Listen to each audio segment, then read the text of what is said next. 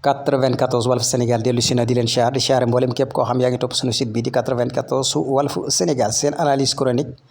yi nga xam ne leen koy defal saa su nekk ci réew mi ak bitim réew ñu ngi leen di jaajëfal di leen siyaar way leen di toppal 94 Walf Sénégal Lat Diop nag xam ngeen ko yaakaar naa ne moom kenn dootu leen ko présenté fii ci Sénégal Lat Diop nag dañ ko convoqué woon tey voilà convocation bi ñu ko joxoon ci discernement bi voilà mu dem janloog enquêteurs yi voilà xam nga nag daanaka mën naan am na loo xam ne sax jëru ko xam nga maire yi ak ñii la topp nii dem fële na le non bu ñu demee ci buntu ba doo nga leen yem foofu la fay jëlee lu wér lu mel ni midi moo la fay jëlee da nga wax loo xam dina leer nañ loo xam da nga ko mën a teg ci table ji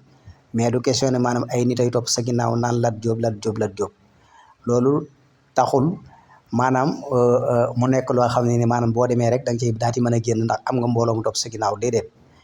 ñii la topp nii mënoon na noo des si seen kër yi ndax bu ñu demee ci buntu ba doo nga leen yem maanaam am réew lañ leen joxoon voilà jàpp nañ ne maanaam réew mi leen joxoon li leen joxoon ci alal nattal leen ko defu leen ko ci réew mi voilà ñii fi nekk loolu lañ jàpp kon nag pourquoi pas duñu audit buñ la audité lépp jaar ci yoon amul problème loolu moom soxla wut ànd ak mbooloo yaakaar naa ne men mi yor mën ngaa dem voilà informé nga leen wala informé woo leen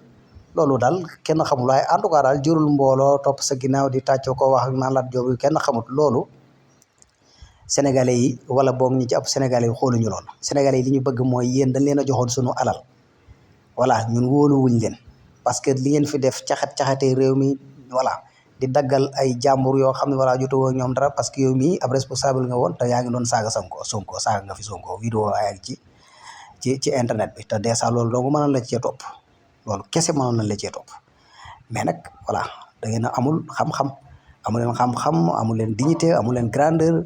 li ngeen di woote nekkul ci yéen yaakaar ngeen ni moom adduna bi moom buñ la joxee ay responsabilité solo ko simeeku la voilà di ciikir yi lu ne ngeen def ko jàpp ne maanaam loolu mooy adduna loolu du adduna voilà adduna ki la gën a wàccee sa bopp moo la ëpp xam-xam ki la gën a bëgg sa réew moo lay ëpp xam-xam ki la gën a voilà respecté boppam mooy gëm boppam moo la gën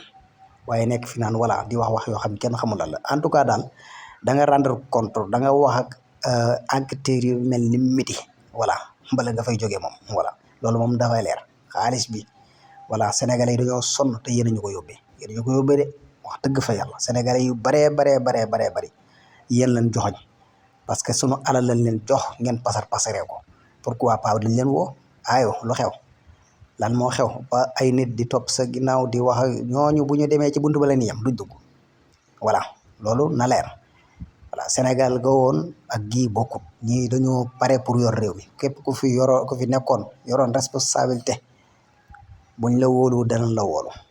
buñ la wóoluwut dañ lay wóolu voilà loolu xam nga bu baax a baax